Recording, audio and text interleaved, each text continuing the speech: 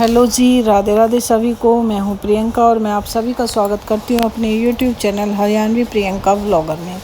आशा है कि आप सभी भी अच्छे होंगे, कुशल मंगल होंगे। मैं भी अच्छी हूं।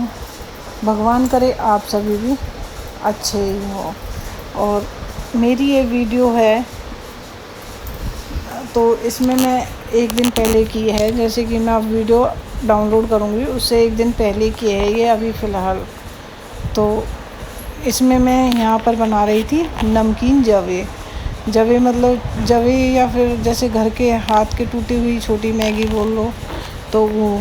तो उसके लिए मैं प्याज और टमाटर इसमें डालती हूँ। पहले डालती हूँ जीरे और हींग का छौंक लगाती हूँ, उसके बाद मैं डालती हूँ प्याज। तो प्याज को मैं ऐसे भून लूँगी। भूनने के बाद जब मेरी प्याज थोड़ी सी हो जाएगी फ्राई, तो उसके बाद मैं डालूँगी इसमें थोड़े से मसाले, हल्दी, मिर्च, नमक वगैरह ये सब। तो उसके बाद जैसे भुन जाएगी प्याज तो फिर मैं डालूँगी इसमें टमाटर डालने के बाद फिर मैं इसमें थोड़ी सी इसकी ग्रेवी है जो वो अच्छे से तैयार कर लूँगी। तो इसकी ग्रेवी तैयार हो जाएगी तो उसके बाद में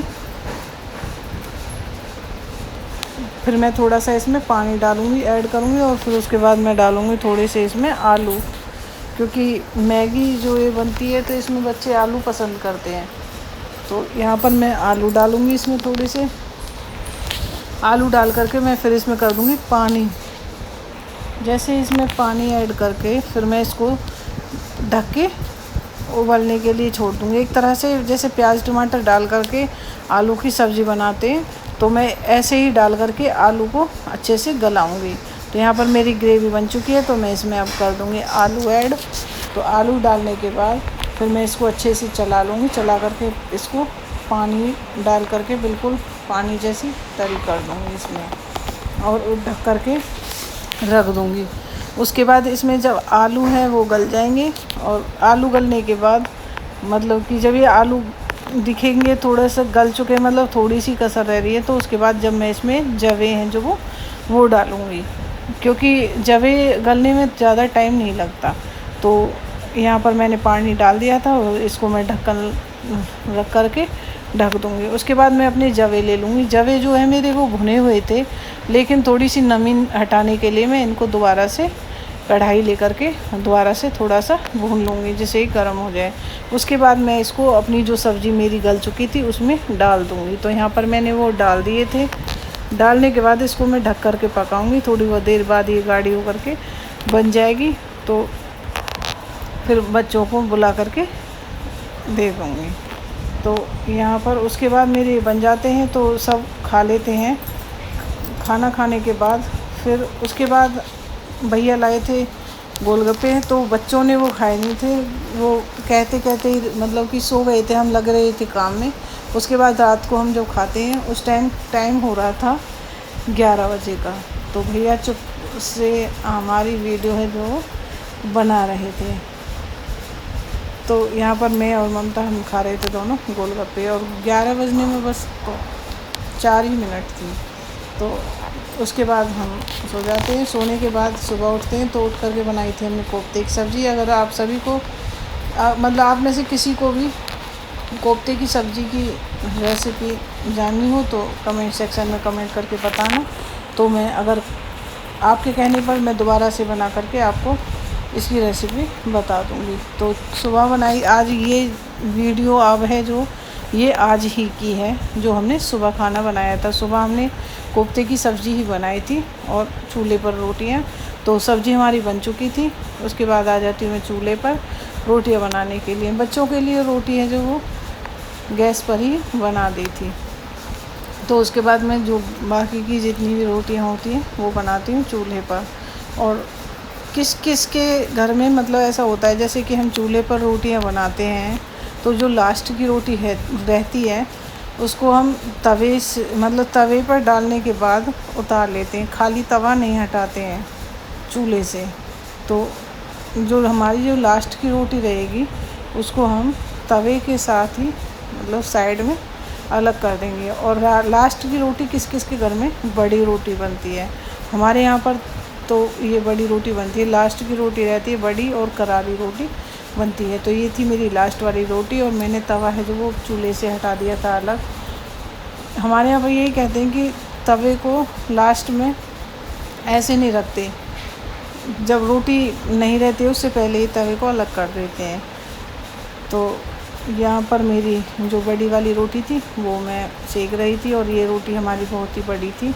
लास्ट में हमारे यहाँ पर जो लास्ट की रोटी होती है वो बड़ी ही हम बनाते हैं। तो मैं यहाँ पर बनाता ही थी बट लास्ट वाली रोटी, इसको बना करके रख के उसके बाद मुझे लेने जाने थे आज फिर से उपले, क्योंकि अब त्यौहार आने वाले हैं। कहते हैं कि उपले हैं जो वो त्यौहार वाले दिन बाहर से घर पर नहीं लाते हैं, इसलिए उपले होने वाले थे ख़त्म। तो मैंने मम्मी से बोला था कि मम्मी उपले ख़त्म होने वाले हैं तो उपले आएंगे। तो उसके बाद रोटियां बना करके मैं आ जाती हूँ नीचे देखती हूँ तो पेंट बड़े वाले कमरा है जो हमारा बैठक वाला रूम, उसमें पेंट हो चुका था और ममता वाला रूम था जो उसमें भी हो चुका था। बस हमारी इस वाले कमरे में अलमारी हैं, इन पर पेंट होना रह रहा था, क्योंकि इनके अंदर है जो वो मतलब लेंटर की बनी हुई अलमारी थी तो उन पर भी पेंट होता है। उसके बाद मैं जाती हूँ ममता वाले कमरे में नीचे, तो उसमें भी पेंट हो चुका था। तो ये भी मतलब रूम है जो हमारा ये कंप्लीट था। इसमें बस जहाँ अलमारी खड़ी होती है वो साइड थोड़ी सी रह गई थी। तो भैया हैं जो वो आज देखो आकर के इसको निपटा देंगे तो ये भी फिनिश हो जाएगी। उसके बाद फिर ये रूम जमाना रह जाएगा, तो फिर इसमें सामान है जो हम सारा वो जमा देंगे। तो यहाँ पर ममता की जो अलमारी थी वो साइड में थी, ड्रेसिंग भी साइड कर रखा था, इसी वजह से ढका हुआ था। तो यहाँ पर ये जो रूम है वो पेंट पूरा हो चुका था। अब रह जाती है विंडो और खिड़कियाँ, विंडो जो भी। तो उसके बाद ये था हमारा मंदिर। तो मंदिर और मम्मी वाला एक रूम है जो वो, और नीचे वाली रसोई ये हमारी रह जाती हैं। तो यहाँ पर मैं आप सभी को दिखाती हूँ हमारे ठाकुर जी, हमारे भगवान जी वो आज कैसे लग रहे थे। तो यहाँ पर उन्हें पहनाए हुए थे रेड कलर के कपड़े। तो हमारे कान्हा जी लग रहे थे बहुत ही प्यारे। हमारे जो कान्हा जी हैं, राधा रानी हैं, गणेश जी हैं, देवी मैया हैं, हम सब का श्रृंगार इसी तरह से डेली करते हैं। तो यहाँ पर हमारे खाटू श्याम बाबा और उसके बाद मैं दिखाऊंगी हनुमान जी की मूर्ति। तो यहाँ पर थे हनुमान जी भगवान। तो हमारे जो भगवान जी हैं वो सारे ऐसे ही सजे हुए थे। उसके बाद पूजा करने के बाद मैं जाती हूँ मम्मी के साथ उपले लेने के लिए। तो मैं यहाँ पर लाई थी उपले। तो मैं ममता से यही बोल रही थी कि जिस दिन भी मैं उपले लेकर के आती हूँ तो मैं उस दिन यही वाला सूट पहनती हूँ। अकस्मात ही मतलब ये हो जाता है कि उस दिन मेरा यही सूट रहता है और मुझे लाने पड़ते हैं उस दिन उपले। तो यहाँ पर मैं उपले लेकर के आ चुकी थी और मुझे भरना तर आया। तो यहाँ पर मैंने 2 हेल हैं जो तसले ऊपर उपले के ऊपर चढ़ाए थे, तो उनको मैं ऐसे ही धीरे धीरे करके जमा देती हूँ। इनको जमाने के बाद फिर हमारे घर में जो मतलब कुछ चीज़ ऐसी थी लकड़ी की जिनको हमें थोड़ा सा पेंट करना था। मतलब जैसे कि सर्दी वाले इलाके में कहीं हम जाते हैं तो वहाँ पर चील के पेड़ होते हैं बड़े वाले, तो वहाँ से ये लकड़ी का एक फूल झड़ता है, चील का पेड़ उसमें से। तो मेरे हस्बैंड ने वो लेकर के आए थे वो चील के फूल, मतलब लकड़ी के बने हुए होते हैं। तो वो मतलब लकड़ी का ही कलर होता है उसका। तो हमें ये था कि अगर पेंट घर में हो ही रहा है तो अच्छे से पेंट करके उसको रंग बिरंगा कर लेंगे, किसी को हरा, किसी को सफ़ेद, किसी को लाल, किसी को पीला। तो वो रखे हुए थे। मम्मी बोल रही थी कि इन पे भी पेंट तो इनमें से बचा ही हुआ है तो वो कर लेंगे। यहाँ पर मैं ममता से बात करते करते तो मैं उपले हैं जो वो जमा रही थी। तो यहाँ पर मैं रख लेती हूँ अपने उपले। उसके बाद मैं करूँगी जो वे चील के पेड़ के फूल थे उन पर पेंट। तो यहाँ पर हैं जो मेरे उपले मोस्टली एक तसले के जम चुके थे, दूसरा वाला तसला है मैं फिर उसको खींच लूँगी। उसके बाद मैं उसको जमा करके फिर उसके बाद मैं करूँगी उन पर पेंट। तो यहाँ पर ये थे वो चील के पेड़ के फूल, तो इनको 100 पीस में रख लेते हैं तो ये बहुत ही अच्छे लगते हैं। तो यहाँ पर मैं पहले उस पर ग्रीन कलर कर लूँगी। यहाँ पर ममता है वो वाइट पेंट कर कर के लाई थी नीचे, तो फिर उसके बाद मैं लाऊँगी पिंक कलर का कलर करके। तो 2 और रह जाएंगे, उन पे देखेंगे येलो कलर करेंगे।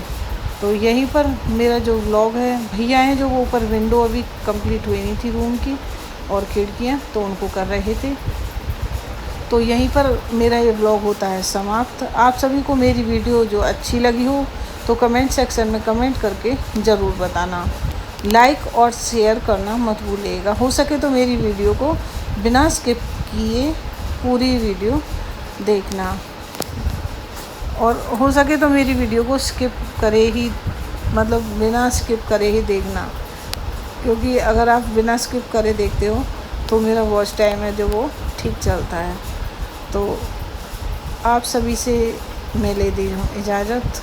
और इनका पेंट होने के बाद बहुत ही अच्छा लग रहा था, क्योंकि ये कलर था वो गंदा गंदा सा मटीला सा हो गया था। उसके बाद हमने कर दिया था ये कलर, और फिर हमने उसके बाद थोड़ा सा पेंट, जो हमारे ठाकुर जी थे उनका बेड था, उनका सिंहासन था, उनका ऐसे उन पे भी किया था। और मेरे यहाँ पर हाथ हो चुके थे गंदे, तो ये था ठाकुर जी का सिंहासन जिस पर हम उन्हें बिठाते हैं। तो ये मम्मी ने बोला कि इस पर भी पेंट करवा देती हूँ। मंदिर पर भी पेंट होगा, वो भी नीचे रखा हुआ है। तो यहाँ पर भैया हैं जो उन पर कर देते हैं। और जाली भी हमारी हो चुकी थी, और अंदर अंदर से थोड़ा थोड़ा पेंट रह जाता है।